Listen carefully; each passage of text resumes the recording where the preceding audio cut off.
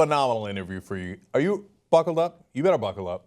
Michael A. Wood Jr., former Marine, and in this particular case, more relevantly, former Baltimore Police Department officer, and a guy who's been speaking out about the culture of policing in this country and has some really interesting things to say. So you started tweeting about your time as a Baltimore police officer, and you said some pretty interesting things. The only person that was surprised by what I said was everybody that doesn't live in the hood. Mm-hmm. Everybody that lives in the hood just went, oh, look, a cop admitted it. But everyone else said, oh my gosh, that really happens? Of course it happens. Did you think the black community was lying for the last 100 years? Is that what we really thought? So it's not that there's a racist cop. It's not that there's like this mass organization, like we have this conspiracy. It's that you go into this culture that has these racist roots that you don't think about, and it's just what policing has become. And so you do it. A suspect gets kicked in the face, somebody makes up a little bit on a PC statement. All this stuff is just what police do. So when you were a good guy joining the good guys, you thought that that's what good guys do. Like, you tear the house apart, you break things, you do things like that because those are thems. You don't care what you do to them. They're somebody else. They're the enemy. So if it was in Afghanistan and you were throwing things around, you just wouldn't care because they're the enemy. So it's the same thing. It's just callousness. Mm-hmm. Finally got my transfer to the Northern District. And when I got to the Northern District, I went to this place called Mount Washington, if you've been there. Mm-hmm. And that was like, where am I? This is Baltimore. Like, I'm driving down Cross Country Boulevard, and there's a stream next to me. I'm like, wow, there's like citizens out mowing the lawn. And so I'm like, well, these are the same people as me. Mm-hmm. I'm not gonna mess with these people. So I had to get stats. You have to get your arrest. You have to get everything that you're gonna bring back to show you did something. So I can't arrest the judge's son that's walking around there. I'm not gonna jack him up and search him, right? Mm-hmm. So I would go to the Park Heights into the black neighborhood, and I would get my arrest there so that I can make my supervisors happy, because we all knew I wasn't going to arrest anybody in Mount Washington.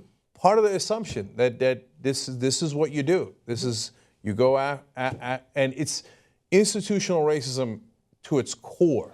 I guess the emotional and moral change happened when I would watch the drug dealers. So I would watch them, I would sit in covert, and I would hide in vans or in buildings. I would sit there for like 13, 14 hours a day because I had to get up before they opened and I couldn't leave until they left. Mm-hmm. But when you're sitting there, you're watching everything he does, not just seeing him at his worst. So your whole time that you're a cop, you see everybody at their worst. Mm-hmm. And when I'm watching him sell drugs, he'll get up and sell drugs. And then like one time I saw him run back, get all excited because a car was coming. And I'm thinking, oh, here's the re-up. This is gonna be big. And he runs down and he gets his baby out of the car. And he kind of like before he did that, he told everybody else to go away. So he gets his baby out of the car and he takes him in the house and makes sure everything is good. And then he comes back out and it's like, fuck, it's just a normal person. You know, like he's doing this to make money, but he's not another. He's just one of us doing something different.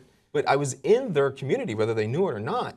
And it just felt wrong. I felt like I should go and like say hi, but instead of running over and locking people up. It's weird. You may have even heard it's better to be judged by 12 than carried by 6.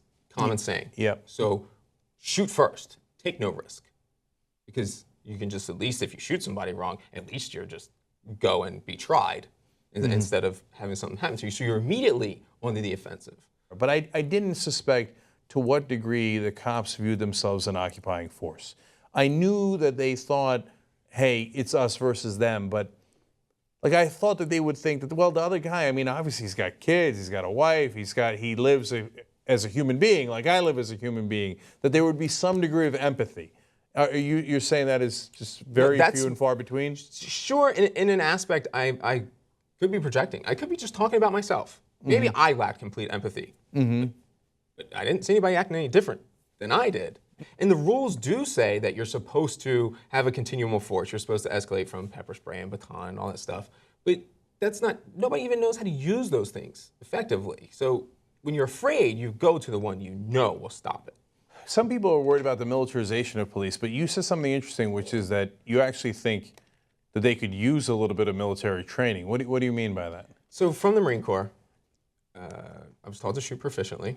I'm not worried about using my weapon.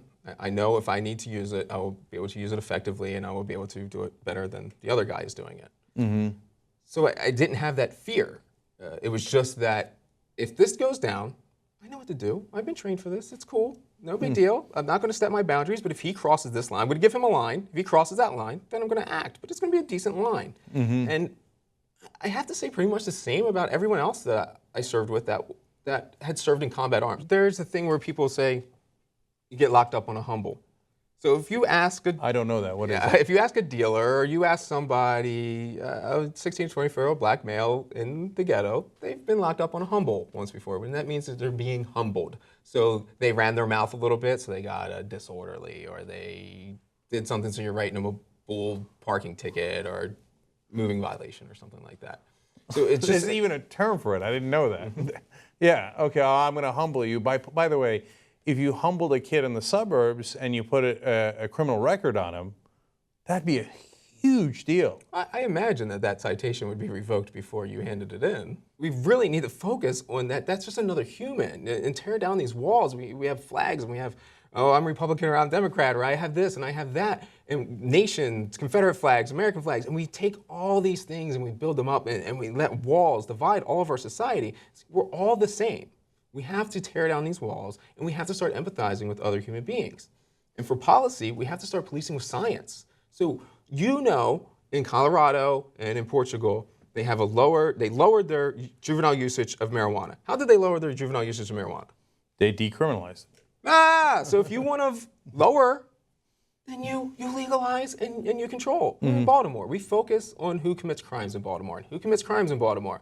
16 to 24-year-old black males commit crimes in Baltimore. That's who you do car stops on. That's who you focus on. Makes sense to a level. And then you go, well, why are they the ones committing the crimes? So we're arresting them because they have a previous marijuana possession charge that we jacked them up on a corner for and took out of their pocket illegally. And now they're driving in their car, but they missed the court date, so they have a warrant out. So now we're locking them up for a warrant, and he's now loses his job. And he gets his license suspended. And then he's driving, and then we're pulling him over, and we're locking him up for that again. So that cycle, we did. We started that. We perpetrated. So that's completely illogical that even if you say to yourself, I'm focusing on the 16 to 24 black males, because those guys are the ones that commit crimes. Yeah, but they're committing crimes because we push them into the cycle. If we want to stop them from committing crimes, we have to stop pushing them into a hopeless cycle.